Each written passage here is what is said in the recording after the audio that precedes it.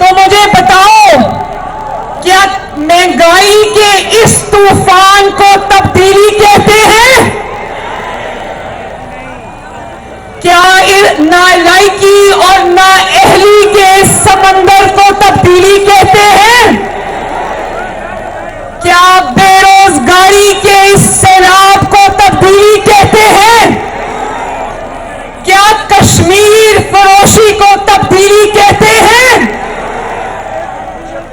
کیا قومی مفاد فروشی کو تبدیلی کہتے ہیں؟ کیا غریب کے چولہے کی آگ بجھا دینے کو تبدیلی کہتے ہیں؟ کیا 27 ارب کی 4 میٹروز اور 127 ارب کی صرف ایک میٹرو جو چلتی کم اور جلتی زیادہ اس کو تبدیلی کہتے ہیں؟ کیا 120 روپے کلو چینی کو تبدیلی کہتے ہیں؟ کیا مہنگی ترین بجلی کو تبدیلی کہتے ہیں؟ کیا مہنگی ترین گیس کو جو آتی بھی نہیں ہے اس کو تبدیلی کہتے ہیں؟ کیا LNG پر 122 ارب کے ڈاکے کو تبدیلی کہتے ہیں؟ کیا آٹا چینی چوری کو تبدیلی کہتے ہیں؟ کیا آٹا چینی LNG مافیاز کو تبدیلی کہتے ہیں؟ کیا تابعداری کو تبدیلی کہتے ہیں؟ کیا دوائیوں کی قیمتوں میں ہوشربا اضافے کو تبدیلی کہتے ہیں؟ کیا دوائیوں میں ڈکیتیاں کرنے والوں کو انعامات اور وزارتیں دینے کو تبدیلی کہتے ہیں؟ کیا غریب کی جھونپڑی کو گرا دینے اور بنی گالا کے ایکڑوں پر پھیلے محل کو ریگولرائز کرانے کو تبدیلی کہتے ہیں؟ کیا لاقانونیت کو تبدیلی کہتے ہیں؟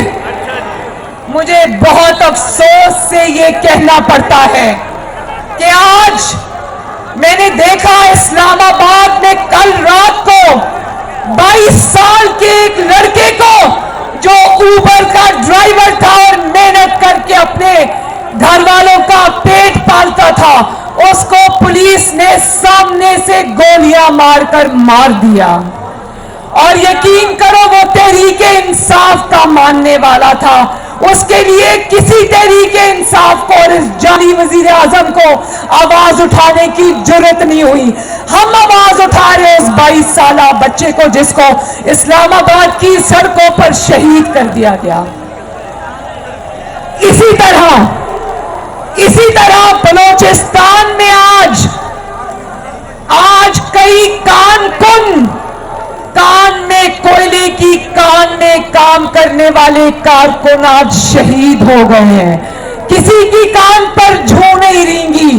میں یہ جانتی ہوں، بتاؤ مجھے، کیا اس بے حس حکومت کو تبدیلی کہتے ہیں؟ اور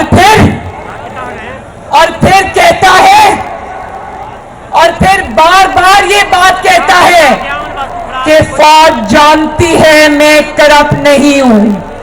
بار بار یہ کہتا ہے کہ فوج جانتی ہے میں کرپٹ نہیں ہوں۔ تم 2 لاکھ روپیہ تنخواہ لیتے ہو اور 300 کنال کا محل چلاتے ہو جہاں تم نے درجنوں نوکر رکھے ہوئے ہیں۔ یہ پیسہ تمہارے پاس کہاں سے آتا ہے؟ اور پھر بھی تم جانتے ہو کہ فوج کہتی ہے کہ میں کرپٹ نہیں ہوں۔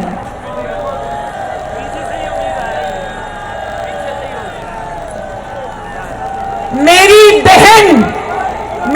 بہن جس کو علیمہ باجی کہتے ہیں، اس نے کروڑوں کا بلیک کا پیسہ وائٹ کر لیا، لیکن یہ کہتا ہے کہ فوج جانتی ہے میں کرپٹ نہیں ہوں۔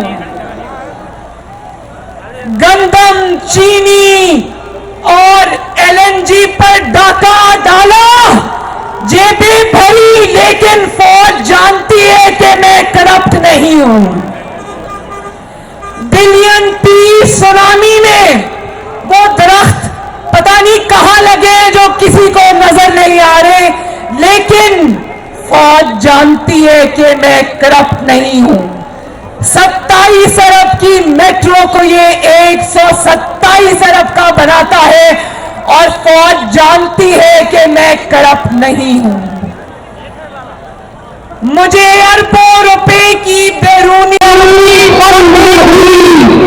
इसराइल से, इंडिया से बंदी हुई, जिसके ऊपर आज इलेक्शन कमिश्नर पाकिस्तान सांप बनकर बैठा हूं और इस सुनवाई को आगे बढ़ने नहीं देगा। मानव वाले जरा बताना कि ये के अंदर फॉरेन फंडिंग का केस है, ये इसको आगे क्यों नहीं बढ़ने देगा, क्यों नहीं बढ़ने देगा।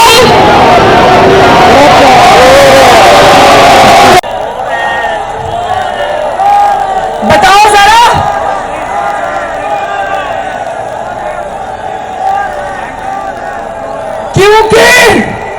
क्योंकि फौज जानती है मैं करप्ट नहीं हूं। गरीब मरीजों का खून निचोड़ लिया, दवाई 500% महंगी हो गई और सारा पैसा इसकी जेब में गया, इसकी दोस्तों की जेब में गया, लेकिन फौज जानती है मैं करप्ट नहीं हूं।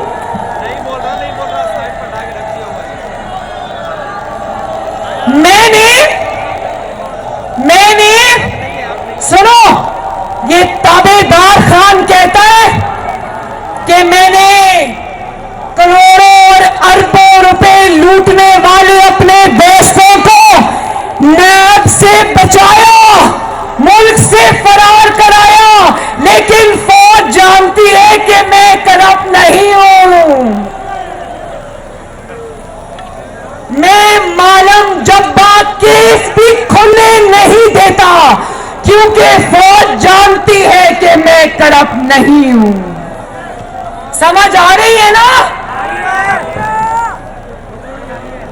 मैंने गरीबों के घर गिराकर, गरीबों की झोंपड़ियां गिराकर मैंने बनी गाला का घर रेगुलराइज करा लिया, लेकिन फौज जानती है कि मैं करप्ट नहीं हूं।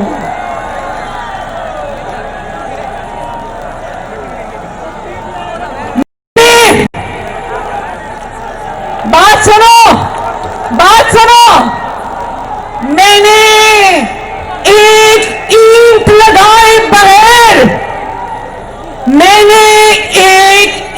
लगाए बगैर, एक ईंट, 2 ईंटें नहीं, एक ईंट लगाए बगैर मैंने पाकिस्तान की तारीख के कर्जे दुगने कर दिए, लेकिन फौज जानती है कि मैं गरीब रोटी को तरस गया, नौजवान नौकरी को तरस गया, बच्चे अपनी फीसों को तरस गए, घर वाले अपनी गैस के बिजली के बिल देने को तरस गए, और फौज जानती है मैं करप्ट नहीं हूं। फौज जानती है और फौज भी बोलेगी कि तुमने बड़ी ईमानदारी से करप्शन की है।